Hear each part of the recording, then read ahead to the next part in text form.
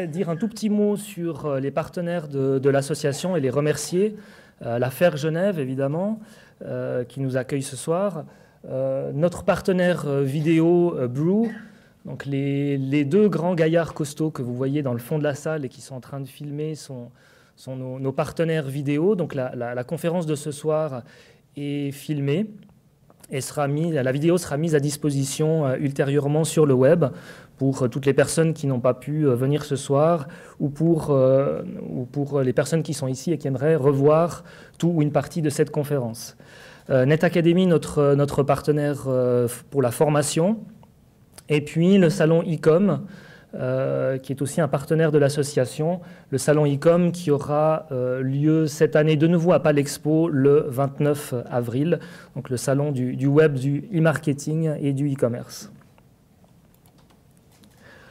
Alors, deux mots rapidement sur l'association pour les personnes qui ne nous connaissent pas encore ou pas très bien. Donc, la Swiss Community Managers Association est une association professionnelle, une association fêtière qui regroupe tous les professionnels du community management et des médias sociaux en Suisse. On a une communauté assez importante et qui grandit régulièrement. Aujourd'hui, on est plus de 850 et on organise des conférences régulièrement sur différents thèmes tout au long de l'année. Vous pouvez participer à 5 à 7 conférences thématiques chaque année. Alors, vous pouvez évidemment devenir membre de l'association. Donc, c'est une association qui est complètement ouverte à tous, moyennant une cotisation de 100 francs par an. Donc, vous entrez gratuitement à toutes nos conférences. Et puis, vous avez des tarifs intéressants sur les différentes offres de formation.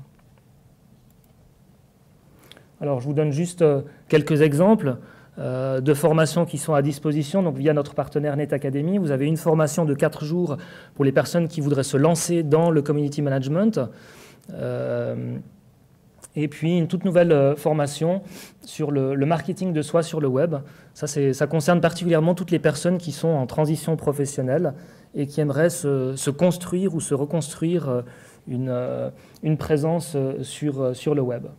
Vous pouvez accéder à plus d'informations via notre page formation sur le site scma.ch/formation. Et puis, nous avons un autre partenaire formation, valeriedemont.ch, qui vous propose une formation cette fois-ci sur les web analytics et sur la stratégie de contenu sur le web, en particulier pour le mobile. Ça sera un petit peu plus tard cette année, au mois de septembre, et vous avez aussi toutes les infos sur notre page formation. Pour terminer, sachez que l'association est présente évidemment sur le web, sur les principaux médias sociaux. Vous avez ici les adresses des différents comptes, Twitter, Facebook et compagnie. Je vous encourage évidemment à vous rendre sur notre site scma.ch et à vous inscrire sur le site si ce n'est pas encore fait. De cette manière, vous êtes informés de toutes nos activités et en particulier des conférences qui vont être organisées. Pour ce soir, évidemment, vous avez accès au Wi-Fi. Donc, si vous vous connectez avec le login FER3 et passe 628, vous avez accès au Wi-Fi de la FER. Je vous encourage évidemment à tweeter la conférence. Utilisez, s'il vous plaît, le mot dièse SCMA, de manière à ce qu'on puisse filtrer vos tweets de façon plus facile. Voilà. Pour le mot d'introduction, je vais laisser la parole maintenant à Victoria qui va vous présenter un petit peu le contenu et surtout les intervenants. Est-ce que je démarre la première Tu mets juste la première slide et puis voilà. Non, c'est le tien. Ah bah non, c'est ce truc-là. Voilà. Alors bonsoir.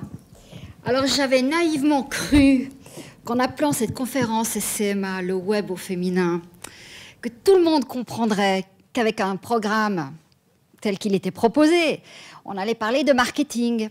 Eh bien, je suis tombée de très haut. Car entre les femmes qui refusaient de venir parce qu'elles ne voulaient pas être l'alibi de je ne sais pas quoi, et les hommes qui ne s'intéressaient pas au sujet féminin, eh bien, on a fini par changer de titre. Et pour que tout le monde comprenne, que nous n'allions pas parler d'une communauté de pygmées qui venaient découvrir le web, Donc, on a fini par se dire que, bon, le web est féminin, forget, et c'est devenu gender marketing sur le web. Et là, ça a marché. Et là, tout le monde a compris que ce soir, on allait parler de marketing. Mon comité était content, moi, archi contente, parce qu'à un moment, on a cru, on va arrêter cette conférence, on va l'annuler. Donc, ça aurait été dommage, parce que justement, ce soir, on a le plaisir de rencontrer plusieurs personnes très intéressantes. Les 2 premières qui vont parler viennent de Paris. Je les remercie vraiment d'être venus. J'ai eu l'occasion de les rencontrer dans leur bureau qui est magnifique. C'est une maison de... C'était un des petits palais de Madame de Pompadour en plein centre de Paris. C'est juste une merveille. Si vous avez l'occasion, entrez. C'est splendide. Donc, je vous présente Stéphanie Duhamel, qui est directrice de la publicité internationale d'Auféminin.com, et Benjamin Smadja, qui est directeur marketing. Ce portail, je ne sais pas si vous le connaissez, mais c'est vraiment un portail de la mort qui tue. Il comptabilise 44 millions de vues dans le monde, 32 millions et demi en Europe. Le chiffre d'affaires en 2013, si je ne me trompe pas, était de 13 millions d'euros. Une audience de 80% de femmes de 25 à 49 ans, avec un cœur de cible de 25-34 ans. Donc franchement, toutes les marques ne peuvent que rêver d'être sur ce portail. L'avantage de ce portail, c'est qu'aussi, il est décliné dans toute l'Europe et aussi en Suisse, et que nous avons, en Suisse, il est en 3 langues, et que si on agrège tous les chiffres, toutes les datas sur les trois sites, on a 1 million d'uniques clients, 2,3 millions de visites, dont 95% sont vraiment suisses, donc je localisais parfaitement juste, et une audience de 618 000 vues. Donc ça, c'est les chiffres Netmetrics Audit de décembre 2013. Donc, les avoir ici, c'est vraiment un très grand plaisir. Et puis, j'espère que vous allez découvrir, parce qu'ils vont vous expliquer non seulement leur plateforme, mais aussi leur plateforme Womenology, qui est dans le genre gender marketing, vraiment quelque chose qui va certainement vous être très utile dans votre travail. Voilà, la parole est à vous.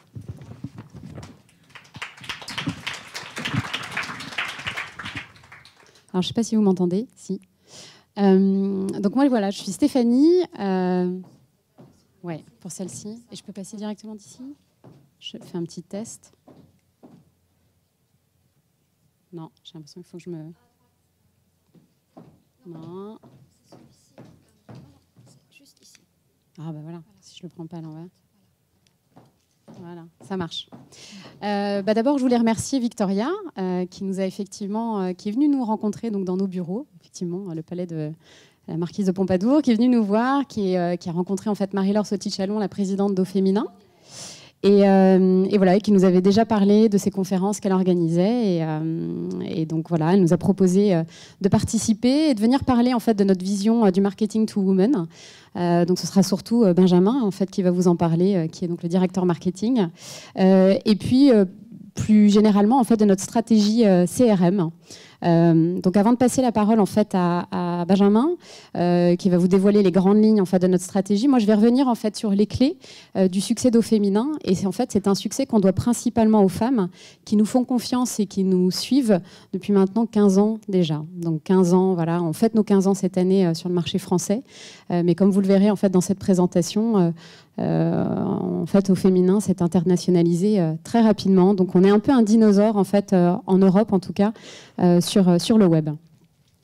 Alors, la première clé, en fait, du succès d'Auféminin, eh bien, c'est le fait, en fait, qu'on ait réussi, en fait, à créer des marques fortes, malgré le fait qu'on n'ait jamais fait aucune campagne de communication, ou on va dire, pour ainsi dire, aucune grosse campagne de communication au sein du groupe. En fait, ces marques, elles se sont construites dans le temps, grâce à la relation de confiance et de proximité qu'on a su développer avec nos internautes.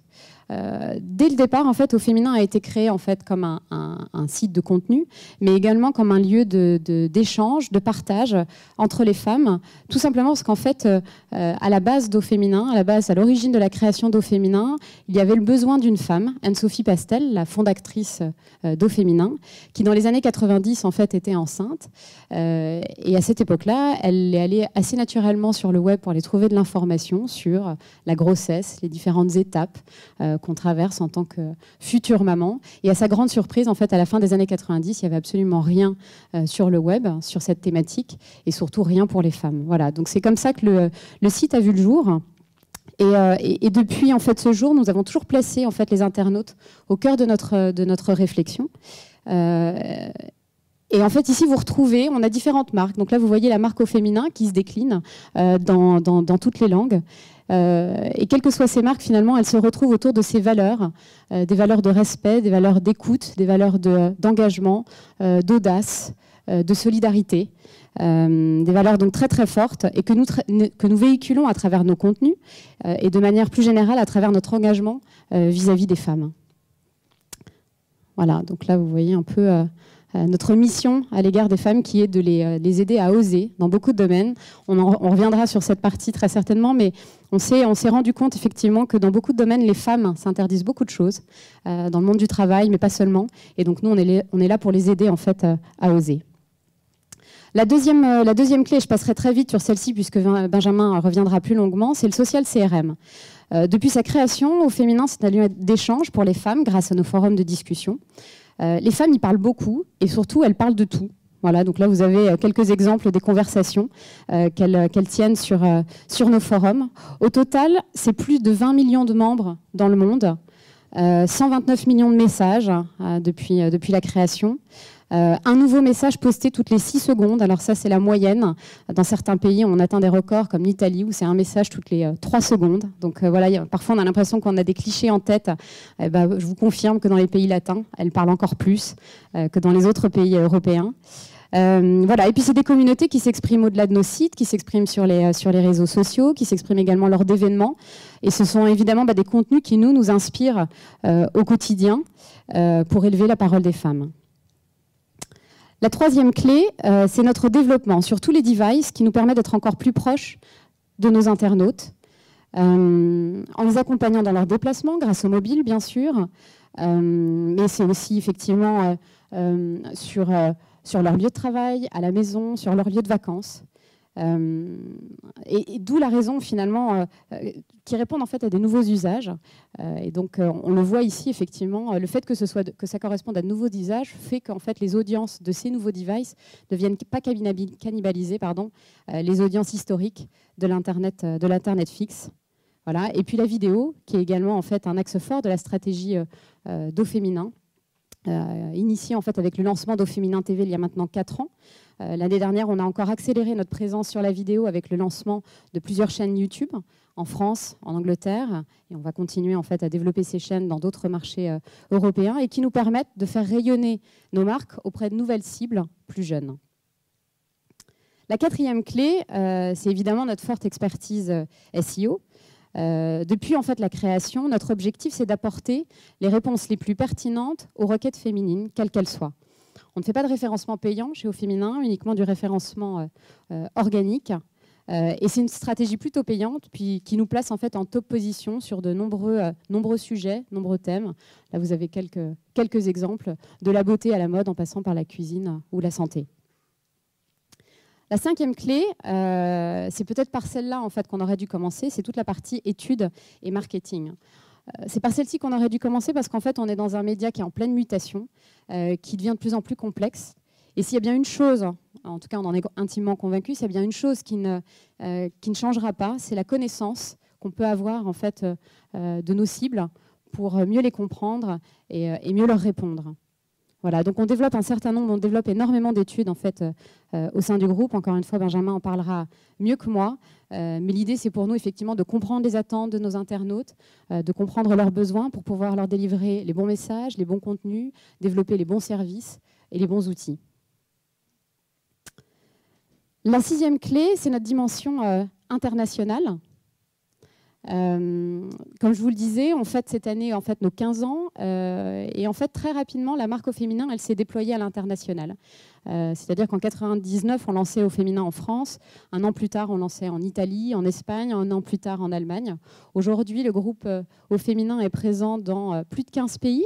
On est présent en Europe, très puissant en fait en Europe. On est également présent en Amérique du Nord, en Amérique latine. Et on continue notre expansion puisque l'année dernière, on s'est déployé aux États-Unis et au Brésil.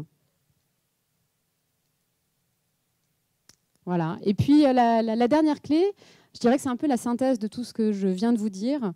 C'est l'innovation et un savoir-faire créatif au service des marques. Vous aurez compris, j'espère en tout cas dans cette présentation, que la stratégie d'Au Féminin elle est vraiment user-centric.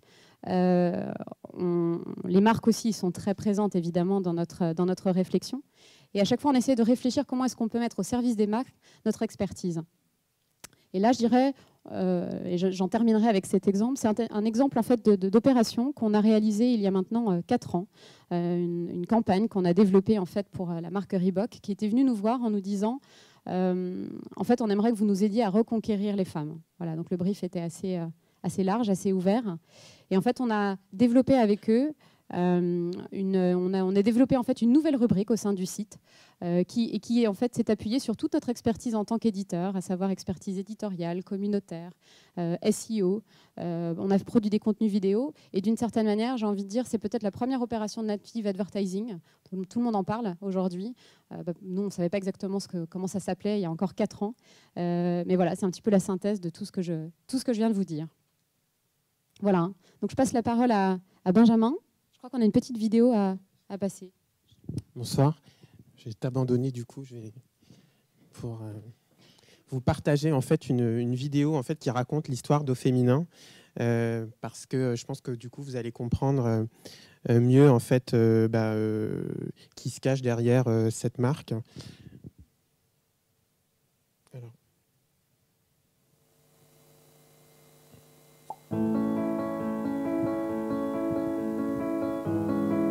Sometimes a personal story reaches the whole world. A nice couple, just like any other, are awaiting a happy event. Their names are Anne-Sophie Pastel and Marc-Antoine Dubonton. It's 1999, the prehistoric era of the web. Websites are ugly, very ugly, and certainly not easy to use. Only 39.2% of internet users are women. Anne-Sophie Pastel is looking for pregnancy advice, but only ends up on American sites. This sparks an idea, and Au Féminin is born. As an editorial and community-based site, it will become a space where every woman has the freedom to communicate and discuss openly. First French, then Italian, then Spanish women are discovering Au Féminin, and it becomes their point of reference. Looking for a recipe? Need advice on getting your figure back after pregnancy? Want to talk to someone at midday or even midnight? You'll find all this on Au Féminin. The team is growing. Time for the first move to Avenue d'Iéna. Pop, 2001. The internet bubble explodes. Teams are changing, downsizing. Technology saves us when we face challenges.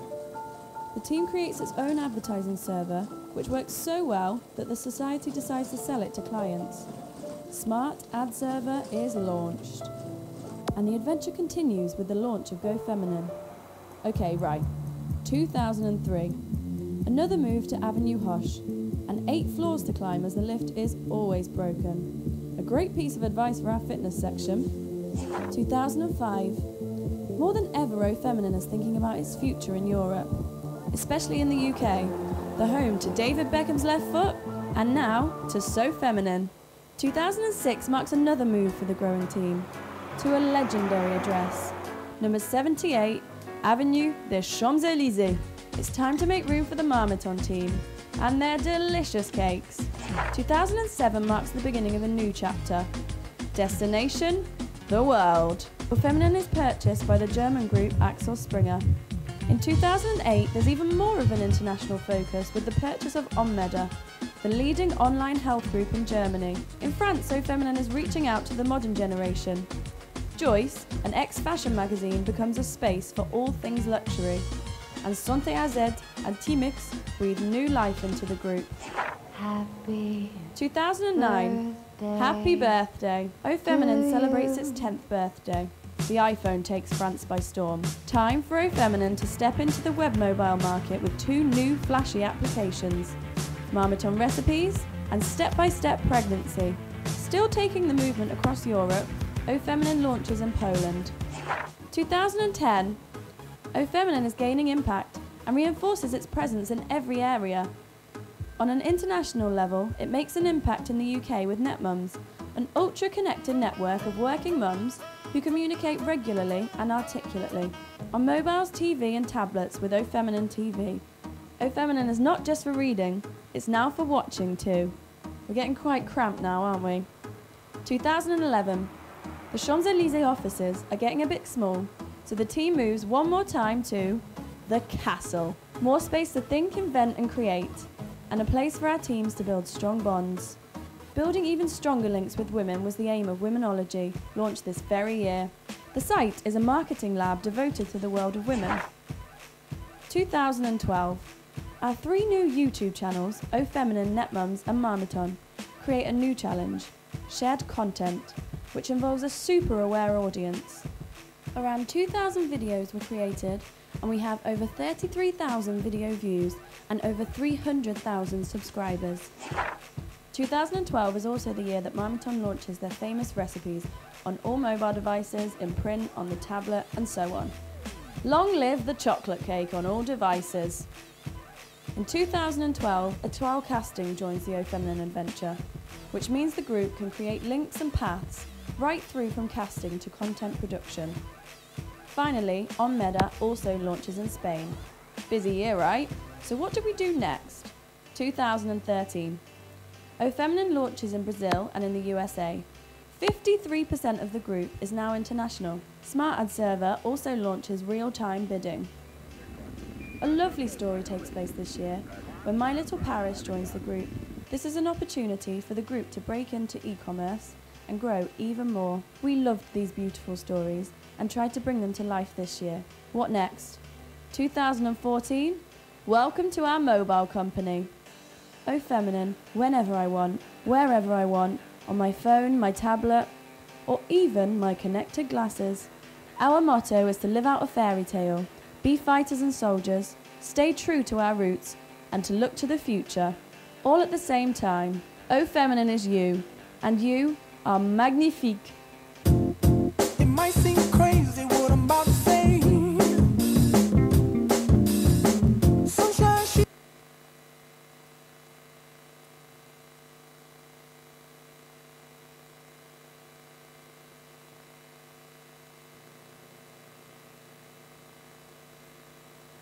Pardon, du coup, je vais revenir à ma partie. Donc, qu'est-ce qu'il faut retenir en fait de ce film, à part que nous adorons les soirées chez Au Féminin?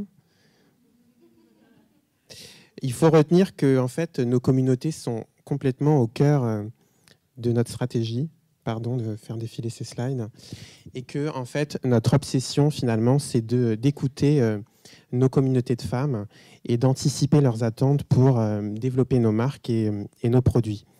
Et puisqu'Au Féminin en fait existe depuis 1999 et que les femmes s'expriment sur nos forums depuis 1999, on a pu en fait analyser secteur par secteur au fil du temps leurs besoins, leurs attentes, leurs coups de cœur et aussi leurs déceptions et parfaire avec les marques nos dispositifs de communication. En février 2011, on a décidé de lancer un blog qui s'appelle Womenology, qui est dédié au gender marketing et au marketing à destination des femmes. On l'a lancé au départ avec l'appui d'un institut d'études qui s'appelle Calicanti. Et en fait, on y trouve beaucoup d'études sur différents secteurs, sur les femmes et l'auto, les femmes et l'hygiène beauté, les femmes et les télécommunications. On retrouve aussi beaucoup d'interviews d'experts. Donc en fait, on va voir les marques et en fait, on échange avec elles sur leurs best practices en termes de communication à destination des femmes. Nous, notre conviction, c'est que aujourd'hui, la publicité intrusive est complètement morte et qu'en fait, si les marques veulent réussir à séduire les femmes, il faut inventer des dispositifs qui les informent ou qui les divertissent et qui permettent de créer du lien avec nos communautés. Et donc, c'est un peu mon deuxième bébé, tout le monde le sait bien chez Au Féminin. Et du coup, on a eu la grande joie de gagner un prix des trophées marketing en 2012. Quelques chiffres d'audience. On rassemble aujourd'hui chaque mois plus de 10 000 internautes. Donc le profil de ce blog est composé d'annonceurs, d'agences médias, d'étudiants, de chercheurs. Il y a une on a recruté en fait une doctorante en sociologie qui anime également le blog. On est évidemment présent sur Facebook et on a une stratégie maintenant beaucoup plus agressive sur Twitter parce qu'on sait qu'il y a un levier de croissance en termes d'audience et d'interaction qui est très important. Je voulais du coup vous raconter en fait une petite histoire qui m'est arrivée en fait il y a 15 jours. En fait, je préparais c'était un dimanche soir et en fait je préparais le cartable de ma fille et donc je préparais en fait son goûter et donc en fait ma fille mange des BN. Donc je sais pas si vous connaissez ces gâteaux, mais donc ce sont des biscuits assez connus en France. Et en fait, le packaging avait été changé. Enfin, il y a eu une opération promotionnelle avec en fait des petites blagues en fait à l'intérieur des paquets de biscuits. Et donc en fait, j'en ai sorti un et en fait, il y avait une petite blague que vous pouvez voir sur l'écran, qui était le rugby féminin existe. Ça s'appelle les soldes. Et donc en fait, ça m'a un peu interpellé. Moi qui travaille depuis 3 ans sur le sujet. Et ma fille d'ailleurs me dit qui a 7 ans ne comprenait pas vraiment la blague et donc du coup j'ai pris en fait une photo que j'ai postée sur Twitter et en fait j'ai informé du coup en fait une tweeteuse qui s'appelle Sophie Gorion qui est féministe et qui est aussi très sensibilisée sur les excès du gender marketing. Je vais aussi vous expliquer que le gender marketing n'est pas que dans la dérive, mais qu'il y a aussi des exemples de gender marketing que je trouve positifs. Et donc, en fait, toute la soirée, ensuite, en postant ce tweet, déjà, j'avais des nouveaux followers, donc c'était plutôt pas mal. Mais plus sérieusement, en fait, on s'est aperçu qu'en fait, ça a beaucoup choqué la communauté Twitter en France. Et en une journée, le lendemain, en fait, il y a eu tellement de plaintes et de consternation qu'en fait United Biscuit qui détient en fait la marque a décidé de retirer les sachets de la vente. Donc en fait en une journée on s'aperçoit que finalement les réseaux sociaux sont capables non pas de faire plier les marques mais en tout cas de rectifier le tir en termes de communication à destination des femmes. Et nous en fait notre objectif c'est de construire avec les marques des dispositifs de communication qui soient pertinents, qui soient justes et qui représentent de manière pertinente et non stéréotypées les femmes. Alors, qu'est-ce qu'on retrouve sur Womenology? Plein de choses. Donc, du coup, j'ai dû faire un petit peu le tri. On retrouve beaucoup d'infographies qui buzzent pas mal justement sur Twitter et les réseaux sociaux. On écoute en fait beaucoup ce que disent les femmes, par exemple sur les marques automobiles. Donc on a construit un partenariat avec un institut qui s'appelle Trendy Buzz pour mesurer la notoriété, l'e-réputation. Je pense que vous connaissez tous, vous êtes au cœur de ce sujet, l'e-réputation des marques. Et du coup, en fait, ça nous permet en fait de dire aux marques oui, on peut faire des communications très impactantes, de beaux habillages, de belles voitures qui se déplacent sur les pages des sites, mais aussi on peut engager la conversation avec les femmes, répondre à leurs questions, puisque beaucoup de questions restent sans réponse sur les forums. Et donc, il y a de nouveaux dispositifs conversationnels à inventer sur Internet. Alors, on retrouve différents types de sujets, donc on apprend beaucoup. Nous, on est en test and learn à la fois sur Au Féminin, mais aussi sur Womenology. Il y a des sujets qui marchent et d'autres qui marchent moins. L'exemple, le best practice L'Oréal a par exemple très très bien marché. Je pense que c'est un très bon exemple de gender marketing, et notamment ce qu'ils ont fait sur Men Expert est assez réussi. Dove aussi est un best practice intéressant, puisqu'en fait, on s'aperçoit que même si en fait, le côté militant de Dove est assez intéressant, c'est-à-dire que la marque en fait, apporte une forme d'empowerment aux femmes en leur donnant confiance en elles. On s'aperçoit malgré tout que c'est un produit qui est difficile, enfin, qui est en difficulté par rapport à certaines grandes marques, en tout cas en France, parce que si en fait, on est belle ou beau naturellement, pourquoi acheter le produit? Donc en fait, c'est toute ces subtilités-là que nous essayons d'adresser sur Womenology. Et donc, nous sommes sans arrêt en train de nous questionner sur est-ce que le sexisme fait vendre, jusqu'à quel point, est-ce qu'un marketing plus progressiste, plus égalitaire à destination des femmes a un impact sur les ventes. C'est tous ces sujets-là qu'on retrouve sur Womenology. On a le plaisir du coup d'interviewer un certain nombre de directeurs marketing, directeurs de la communication, des sociologues, des psychologues, parce qu'on a pour principe que c'est toutes ces expertises différentes qui viennent nourrir la qualité du blog et nourrir en fait nos expériences. Alors les femmes sont plus que jamais au cœur de notre stratégie. Donc là, en fait, je vais vous parler maintenant de notre stratégie sociale CRM dont j'ai la responsabilité en France. On a identifié 4 segments, même si j'aime pas trop parler de segments quand on parle de femmes. En tout cas, on s'est aperçu qu'il y avait 4 différents types de comportements à l'égard de nos sites. Il y a beaucoup de femmes en fait qui se retrouvent sur Au Féminin parce qu'elles se posent des questions sur les forums. Sur différents sujets, donc c'est des sujets plus légers comme comment appliquer un eyeliner, mais ça peut être aussi des réactions par rapport à la politique ou à Strauss-Kahn ou différents types de sujets. Vraiment, les sujets sont extrêmement variés et puis en fait elles arrivent ensuite sur Au Féminin, soit sur les forums, soit sur l'édito, soit sur les 2 types d'environnement. Et donc, en général, ce sont des femmes qui ont un problème, une interrogation, une question, et qui trouvent la réponse sur Au Féminin. Le deuxième segment, ce sont les femmes qui viennent sur Au Féminin plus pour se divertir, parce que oui, le people, ça nous amuse, ça nous divertit, et Kate Middleton intéresse beaucoup nos internautes. On a beaucoup de sujets qui marchent très bien dès qu'on parle d'elle. C'est un peu la recette magique. Il y en a aussi beaucoup d'internautes qui nous suivent sur les réseaux sociaux. Elles nous suivent sur Twitter, sur Google+, sur nos chaînes YouTube, puisqu'on a décidé d'accélérer notre stratégie vidéo sur les réseaux sociaux.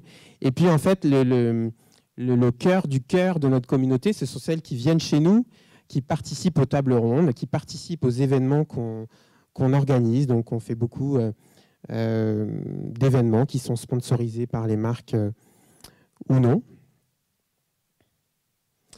Là, vous avez quelques exemples du coup d'événements qu'on organise, parce qu'on part du principe qu'en fait, plus la vie est virtuelle et parfois en fait, on n'arrive pas à décrocher nos téléphones portables, même parfois quand on va aux toilettes. En tout cas, ça fait partie des enseignements qu'on a pu observer.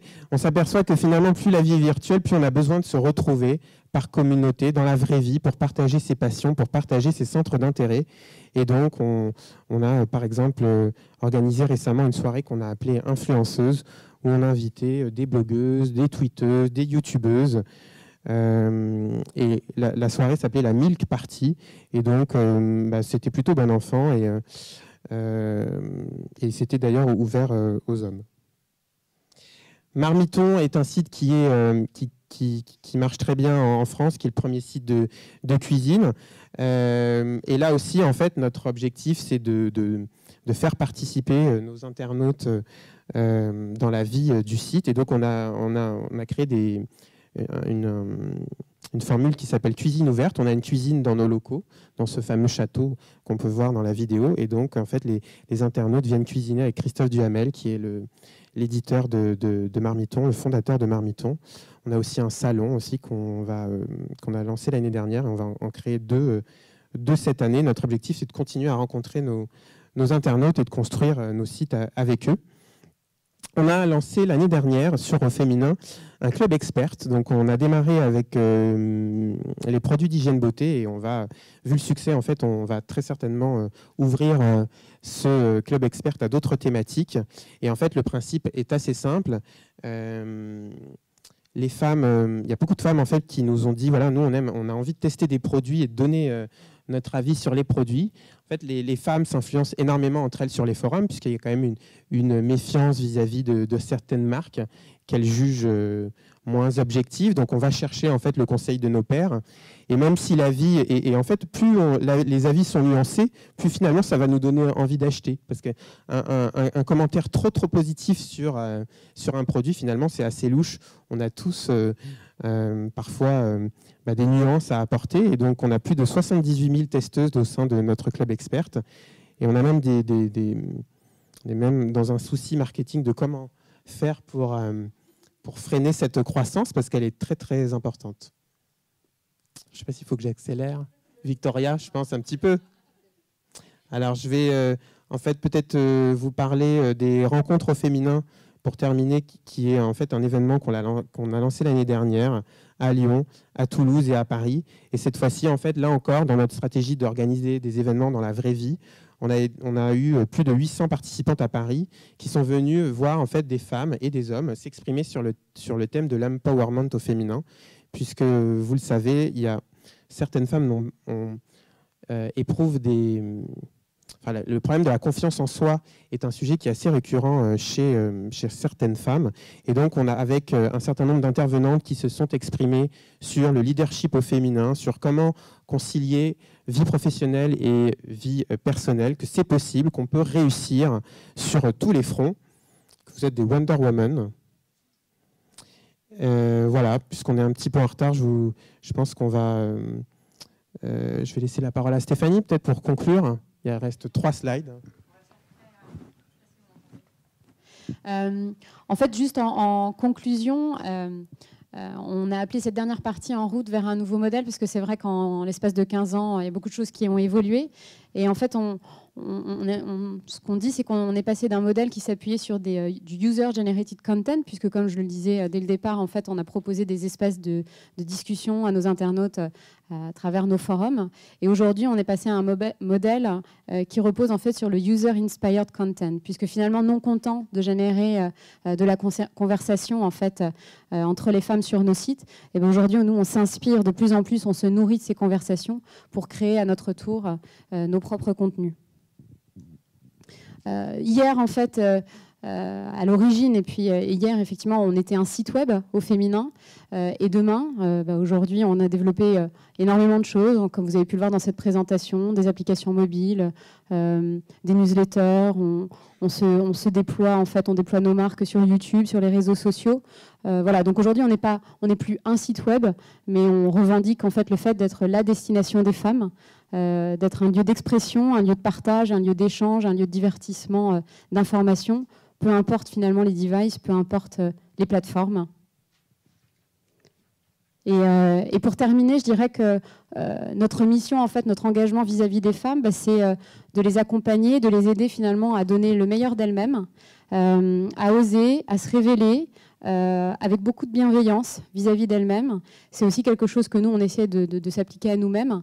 Et on engage également et on accompagne les marques à aller dans cette voie vis-à-vis de nos internautes, puisque l'idée, c'est comment est-ce qu'on peut permettre finalement aux marques d'engager la conversation avec nos femmes. Voilà, donc je dirais que c'est la conclusion de cette présentation et effectivement de notre stratégie vis-à-vis des femmes chez Au Féminin. Merci beaucoup. Je sais pas si ça marche. Voilà, bravo.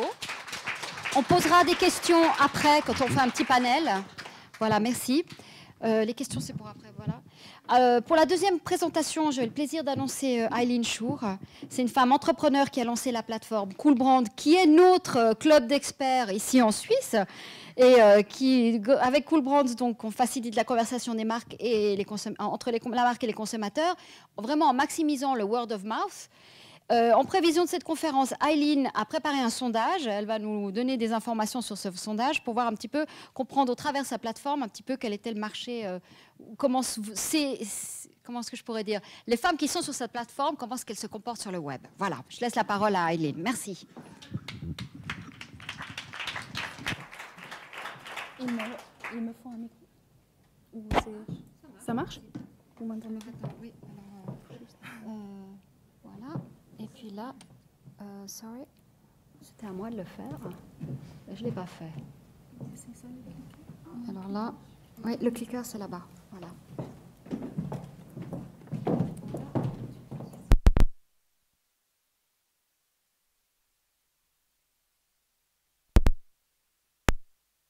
Alors, bonjour, merci de m'accueillir. Je m'appelle Aileen. Juste pour vite me présenter, donc, je suis une spécialiste en marketing avec une expérience de plus de 20 ans maintenant. Je me suis spécialisée en marketing digital avec notamment une spécialisation en médias mais réseaux sociaux, mon Dieu, il est là, Olivier, avec Olivier et aussi quelques personnes dans la salle. Plus anciennement, donc, je suis technicien en communication d'entreprise, mais mes études, j'ai fait en linguistique. Donc, j'ai la chance de parler en fait, je suis de la langue maternelle allemande. Je suis arrivée en Suisse avec un anglais très bon et ici, j'ai appris le français. À travers mon expérience en marketing, j'ai développé un intérêt particulier pour le marketing du bouche à oreille. Je crois fortement en cette forme de marketing. Et donc, j'ai fondé Cool Brands, la première plateforme word of mouth en Suisse, qui en fait, quand on me demande mais qu'est-ce que c'est, oui, c'est une plateforme, comme disait Madame tout à l'heure, tout commence quelque part par un territoire, qui a un site internet, qui a une communauté sur Facebook, qui a des comptes Twitter et une présence dans tous les médias sociaux. Mais c'est également en fait un média user-centered, évidemment, avec du contenu généré par des utilisateurs, des conversations qui se passent sur la plateforme, et également aussi des contributions des blogueurs, mes propres contributions, et aussi des diffusions des communications de marque. Nous proposons également des prestations d'agence quelque part, car nous mettons par les campagnes créatives en relation les personnes avec les marques, notamment Cool, c'est notre contexte. Nous spécialisons également en blogueur PR et en CRM. Et sur notre plateforme, il y a aussi la possibilité de vendre.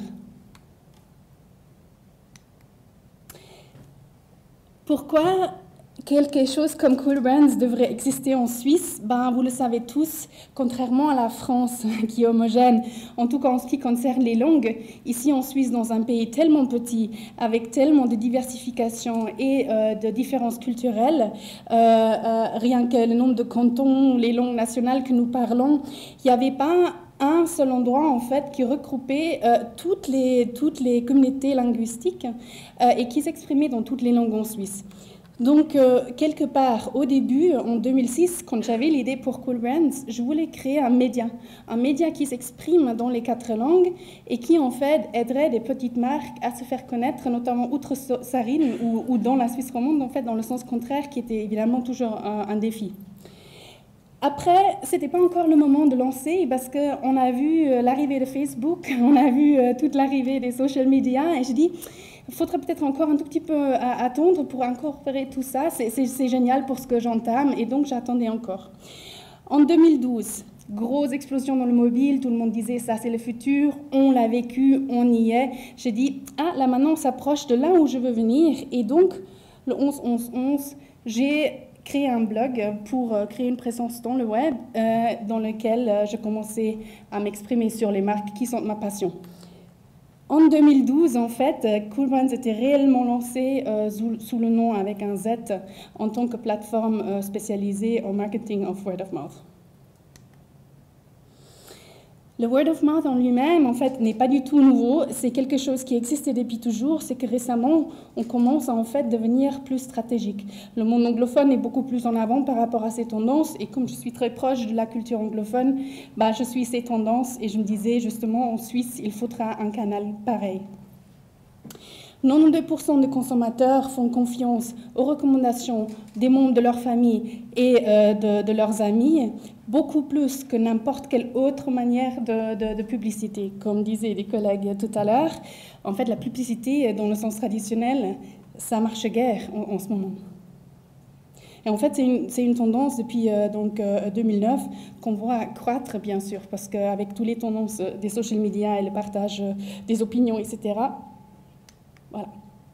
Donc, comme on le voit là, comme je disais, c'est quelque chose qui était toujours là, mais qui s'est un tout petit peu perdu avant que les mass médias arrivent.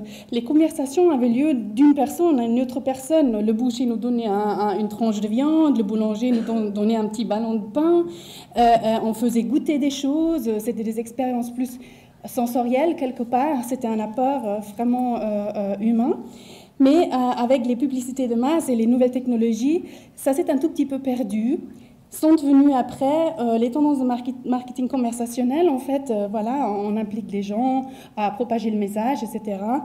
Aujourd'hui, on entre dans une nouvelle ère, celle de l'expérience. On a compris qu'en fait, pour que le consommateur s'engage véritablement avec une marque et puis qu'il développe la loyauté envers elle, il faut qu'il fasse partie de son parcours, de son histoire, qu'il s'imprègne l'expérience de la marque. Et ainsi, on va vers un branding 3-dimensionnel, donc la vue et écouter, vers un marketing de 5 dimensions. Toucher, goût, odorat, enfin toutes ces choses-là, impliquer tous les sens. Et ça, non seulement dans le produit elle-même, mais aussi comment on arrive là-bas, comment on part de là-bas, que ce soit sur le web ou sur le shop, c'est égal en fait. C'est vraiment cette expérience de rentrer dans l'univers de marque et de manipuler une marque. Les expériences, bon ou mauvais, font parler et donc le word of mouth s'enclenche. En tant que marque, donc, ce qu'on cherche aujourd'hui, ou ce qui est recommandé bien sûr, c'est de créer des expériences remarquables, quelque chose qui se distingue de l'ordinaire, quelque chose en fait qui fait que nous sommes différents aussi de la concurrence bien sûr, et qui touche quelque part non seulement online, mais qui implique le consommateur quelque part offline, dans le vrai, là où c'est physique, là où il touche sur le terrain. Toucher ses émotions, puis l'engager, et surtout créer des produits qui sont en base intégrée, un mécanisme, quelque chose d'extraordinaire, une odeur, on ouvre la boîte, puis ça fait un clic, ou un tige, ou un shroom, ou je ne sais quoi. Quelque chose qui fait qu'il y a un rituel qui se crée, quelque chose qui est unique à cette marque, et qui a une vraie histoire, donc qui raconte une histoire et qui permet bien sûr aussi des gens de la comprendre, de la voir, et puis de la porter plus loin, de partager cela, et leur donner surtout les moyens aussi de partager cette information. Donc, contrairement à tout autre type de marketing ou publicité, le word of mouth marketing croit que le produit en lui-même est le meilleur support et que le client qui le reçoit est lui-même un média. Donc, au lieu, par exemple, pour être très concret, de mettre son argent dans une campagne TV, le mettre dans une campagne qui donne le produit dans les mains des gens directement et qui eux-mêmes parlent de leur expérience avec le produit. C'est pas pour rien non plus que je choisis un visuel de femme, parce que, comme il était déjà souligné tout à l'heure, c'est surtout les femmes qui, en fait, ont cette volonté aussi de s'impliquer avec une marque et de vouloir partager. Pourquoi on cherche donc à générer ces recommandations? Nous savons tous que quand ma copine me dit tel et tel, par exemple, eyeliner ou tel et tel spectacle, et bon, j'ai probablement plus de chances de vouloir m'intéresser et puis vouloir y aller, ça c'est très bon, mais en fait ça reste de 1 à 1 ou bien de 1 à 3 ou 5. Aujourd'hui, en fait, les médias sociaux peuvent amplifier cet effet de bouche à oreille par les reviews, les témoignages, les évaluations, les vidéos, les tutorials, quand il s'agit de montrer comment fonctionne un produit, par exemple, et donc de générer un effet quelque part d'une expérience ou de témoigner d'une expérience qu'a fait quelqu'un d'autre qui est comme nous un consommateur. Quand je clique dans Google, je vais ce qui appelle Google avoir un SMOT, Zero Moment of Truth. Ça, c'est le moment qui se passe avant le consommateur, en fait, passe au magasin. Donc, il fait une recherche sur Google et puis il trouve tous ces témoignages. Et puis, plus que, évidemment, ils sont positifs, plus que ça va impacter sa volonté, en fait, de se procurer le produit, donc de passer à l'achat. Ce que le VOM peut faire pour vous, surtout ici en Suisse, ça c'est un exemple que nous avons réalisé l'année passée. C'est une campagne avec Kerastase Couture Styling, nouvelle catégorie qui est lancée sur le produit. Nous avons joué sur 2 vecteurs, évidemment. C'est un produit qui se prêtait à impliquer les blogueuses. Et on a également donné des produits aux consommateurs. Avec 115 produits, dont les 15 blogueurs ont reçu toute la gamme de ce nouveau Couture Styling, et les 100 consommateurs ont reçu un produit chaque, nous avons en fait généré ou touché une audience à travers les audiences des blogueuses d'1,5 million de personnes ici en Suisse. Et nous avons généré, donc mesurable, 200 000 conversations. Ce qui veut dire, quel autre média, surtout ici en Suisse, peut en fait générer une telle pénétration, un tel engagement qu'une approche pareille, surtout en considérant les langues. Là, on donne évidemment aux personnes les plus visibles dans les régions linguistiques, en Suisse alémanique, au Tessin, etc., aussi des femmes qui s'expriment en anglais, etc., pour toucher en fait le réseau de notre réseau. Ça, c'est la vraie spécialisation.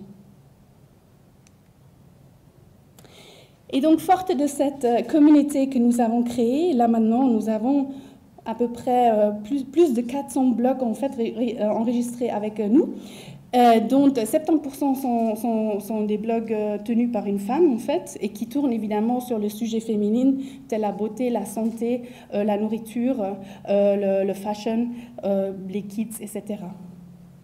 Donc, nous avons effectué une étude parmi toutes ces personnes pour la Swiss Community Manager Association, en voulant en fait un petit peu voir les habitudes, les comportements des femmes sur le web, comment ils utilisent les médias sociaux, et puis comment ça impacte sur leur vie.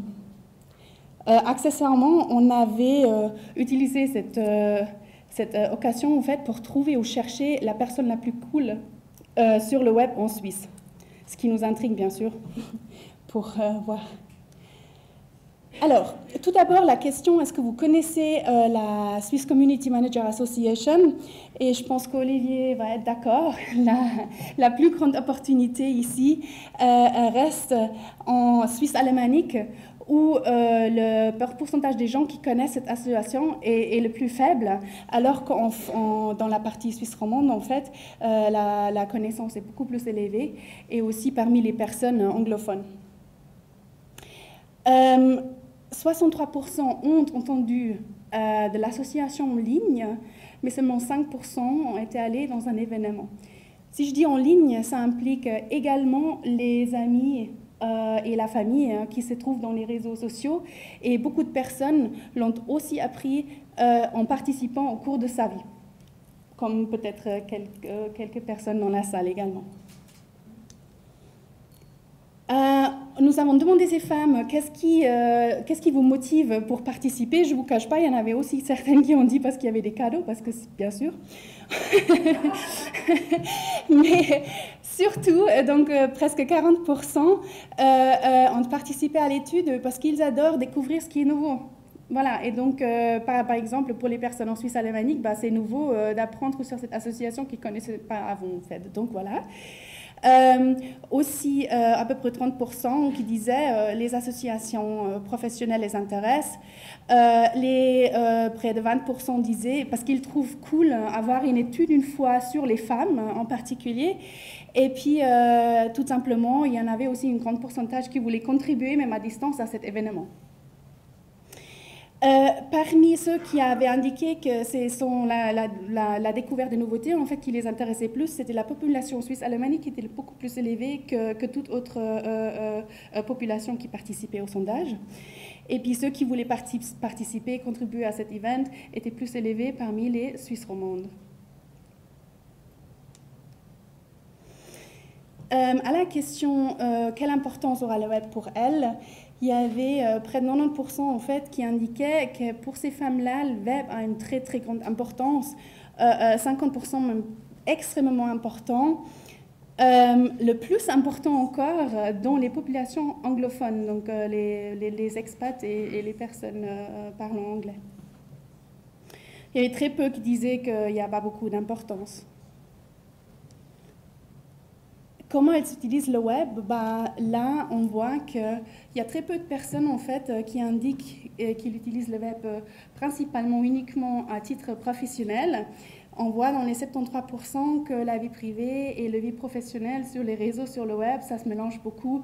Donc, il n'y a plus beaucoup de monde en fait, qui utilise ça à titre privé. Ceux qui indiquaient le plus que c'était privé, c'était en fait les Suisses alémaniques.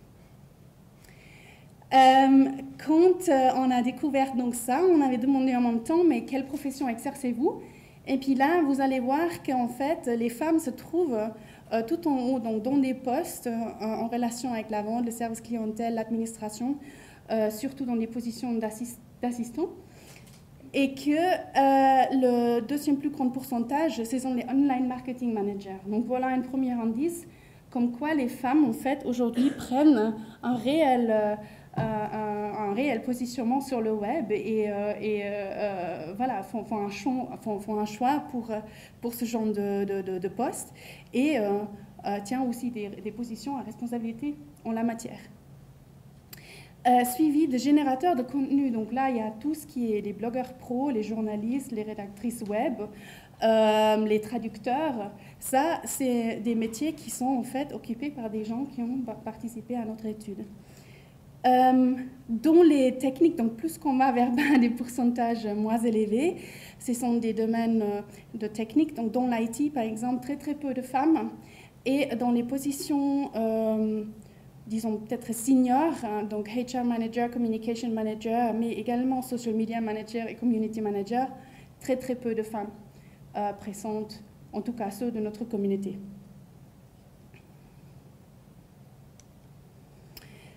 Quant au blogging, donc, certaines bloguent pour des raisons professionnelles. Donc, tout d'abord, voilà, près de 50% disent oui, je blogue. Un petit peu plus élevé le pourcentage de ceux qui disent non, je ne blogue pas, mais ils bloguent quoi 71% des blogs sont des blogs qui sont tenus à titre privé, 23% professionnels, et puis certaines alimentent un blog d'entreprise.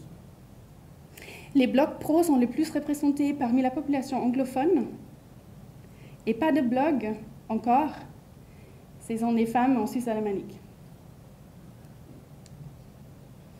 Comment ils utilisent les réseaux sociaux? Ben, là, pas de surprise du tout, près de, mais pas tout à fait, 100% utilisent les réseaux sociaux, sauf 1%. Et puis, ils l'utilisent également à titre professionnel et titre privé, mais encore, c'est un domaine qui, en fait, est plus proche de la vie privée encore que de la vie professionnelle. Il y avait parmi ceux qui disaient ils ne l'utilisent pas, le nombre le plus élevé des gens qui ont indiqué cette réponse était de la Suisse alémanique.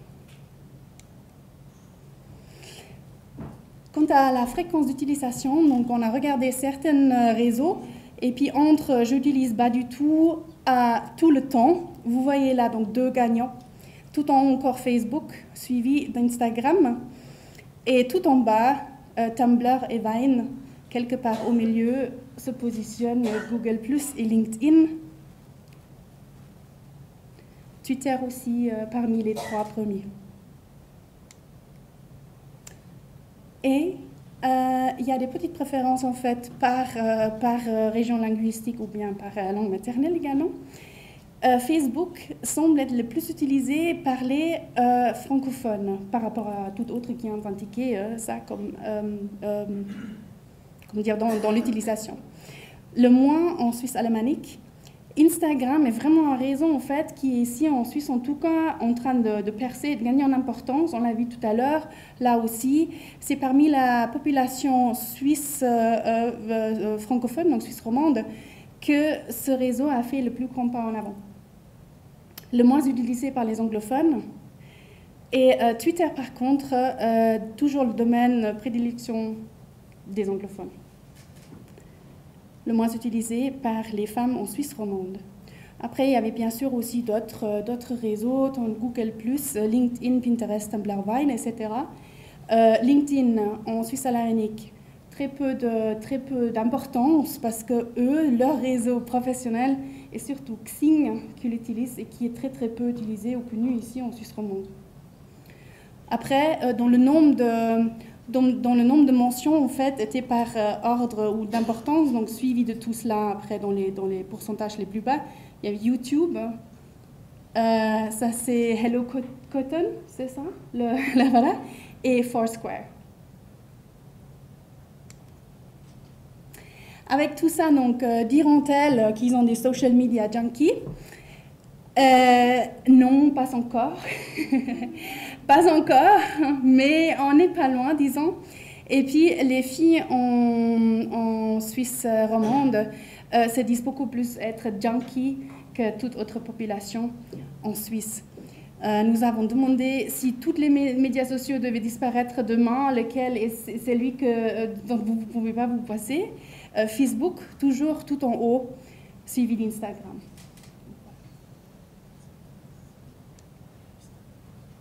Avec quelle fréquence postent les femmes et combien de temps passent-elles sur le web?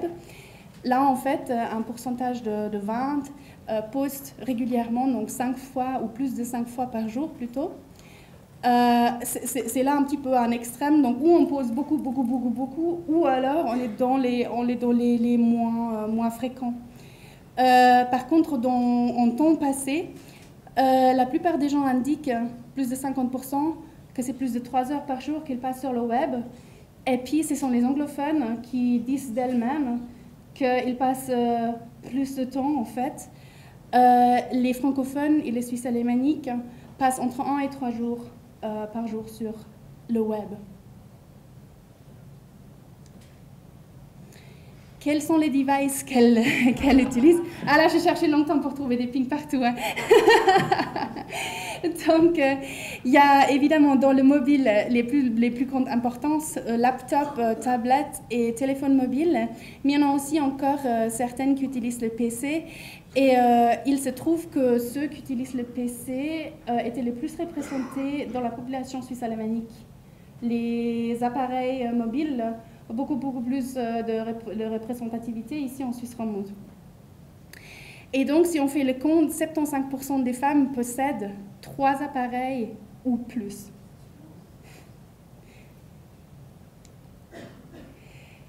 Mais avec tout ça, quel est donc l'impact du digital self, de son personnage digital, sur la vie et surtout celle de la famille? La plupart des gens pensent que c'est assez neutre.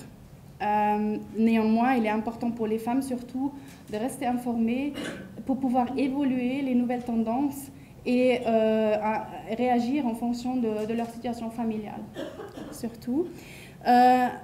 Une grande partie pense que c'est toujours positif, ça leur apporte quelque chose de plus pour la vie de leur famille, plus d'activités, plus de temps libre, de recherche pour l'animation, etc. Aussi le fait de pouvoir rester proche à travers Skype, WhatsApp et toutes ces choses-là de leurs enfants, pas dans le sens uniquement de proximité, mais aussi de la jeunesse, de savoir qu'est-ce qu'ils font, qu'elles utilisent, comment elles se comportent, etc. Donc des technologies, etc. Ils pensent que le web, c'est très important pour garder ce lien et puis être à l'affût des tendances.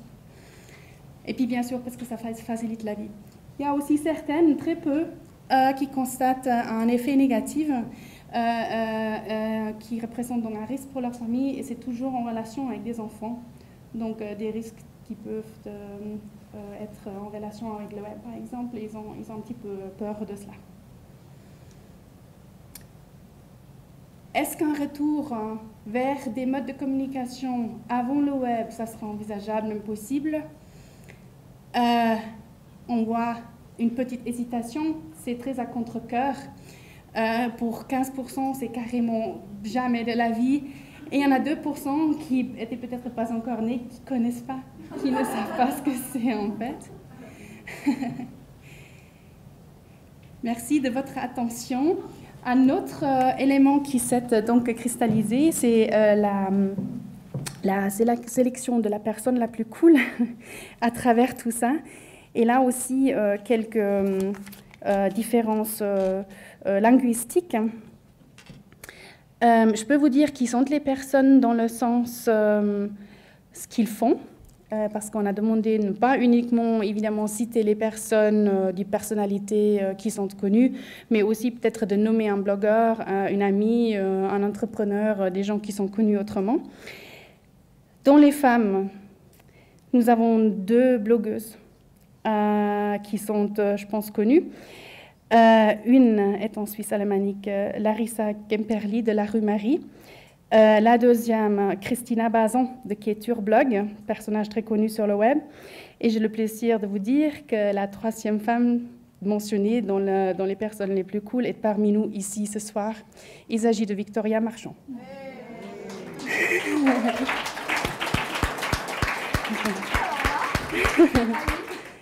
Dans les hommes.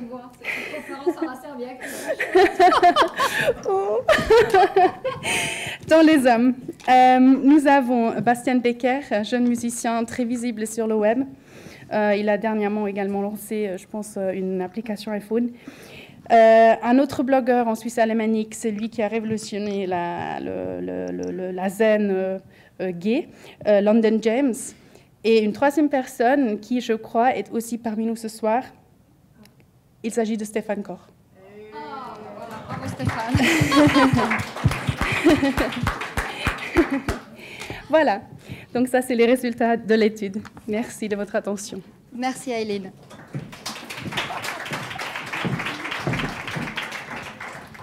Alors tous ceux qui étaient présents au dernier Meilleur du Web l'ont entendu porter la voix. Mais Taïsa Charlier est aussi une femme d'action. Elle ne fait pas ça que pour avoir des caméras. Lors d'un déjeuner que nous avons eu dernièrement, elle me parla de son envie de lancer un groupe LinkedIn qui réunirait les femmes qui travaillent dans le digital en Suisse. Elle a remonté les manches et elle l'a lancé pour ce soir. Et en quelques semaines, on est déjà à 157 ou 153. Et ce soir, après la présentation, je suis sûre que ce chiffre va vraiment augmenter. Taïsa.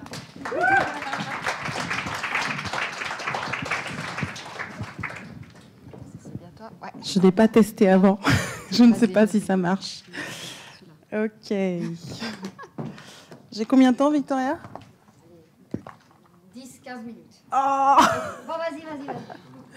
Merci à tous d'être là. Je connais pas mal de gens dans la salle, mais je suis myope, donc... Donc excusez-moi si je ne vous reconnais pas. Merci en tout cas pour toutes celles qui font déjà partie du groupe. Donc ce soir, je vais vous parler effectivement du groupe que j'ai créé, qui est pour l'instant un groupe LinkedIn, mais qui à terme ne veut pas rester qu'un groupe online. Non, je voudrais que ce soit quelque chose offline où les femmes vont pouvoir se retrouver, les femmes du digital. Je rassure tous les hommes présents, on ne va pas faire un discours féministe ce soir. Je rassure tous les hommes, oui, à un moment ou à un autre, vous intégrerez le mouvement des Women in Digital Switzerland. Pas tout de suite. Bah oui. Donc je commencerai par... toute petite introduction. Donc, je suis Social Media Manager pour l'agence Détail. J'ai le plaisir d'avoir quelques collègues ici dans la salle. Agence digitale qui est depuis plus de 10 ans sur Genève. Et on parlait de L'Oréal tout à l'heure. On s'occupe en particulier de L'Oréal Suisse, surtout le community management. Et on les aime beaucoup. Ah, Aileen. Au féminin. Voilà. Donc, on va commencer tout de suite par ça, cette phrase, c'est Women on panels versus panels on women. C'est tout le cœur du débat, comment j'ai été emmenée à venir à ce groupe. J'ai été aussi VP Social Media pour une association qui s'appelle Organization of Women International Trade, Lake Geneva, pendant 2 ans. J'ai beaucoup appris là-bas, j'ai beaucoup été inspirée sur ce qui marchait, ce qui ne marchait pas. Et on parlait tout à l'heure d'éviter le discours féministe, et typiquement c'est ce qu'on essayait de faire. On essayait aussi d'avoir des rencontres au niveau local qui inspiraient, des conférences importantes. Et ce que j'ai constaté, notamment cette année, je suis allée à Lift la semaine dernière et Web Summit au mois de novembre, c'est que concrètement, il n'y a pas de femmes dans les conférences tech. Pourquoi? Alors, ça, c'est une photo que j'ai prise. Vous allez la voir, on voit un peu de loin, mais on voit qu'effectivement, j'ai pris une des seules où il y a des femmes dans le panel. Pourquoi je vous parle de ça? C'est parce que c'est effectivement ce qui m'a emmenée à me dire, voilà, il faut faire quelque chose à mon petit niveau. C'est vrai que on dit concrètement, oui, essayer de tout changer, c'est pas possible. Oui, mais si on fait rien, il n'y a rien qui avance. Donc, j'ai essayé de faire, comme disait Victoria, j'essaie d'être une femme d'action. Donc, effectivement, on a ce ratio des 10%. Donc là, c'est le web, super, beaucoup d'hommes. Au début, j'avais l'idée de faire des petits cercles rouges là où il y a des femmes, mais je suis myope et j'arrivais pas à les voir de toute façon. Et il n'y en a pas beaucoup. Donc, concrètement, c'est que ce soit le web ou que ce soit Web Summit ou toutes les autres conférences, on a ce ratio magique qui est 10%. 10% de femmes. Alors, on se dit pourquoi 10%?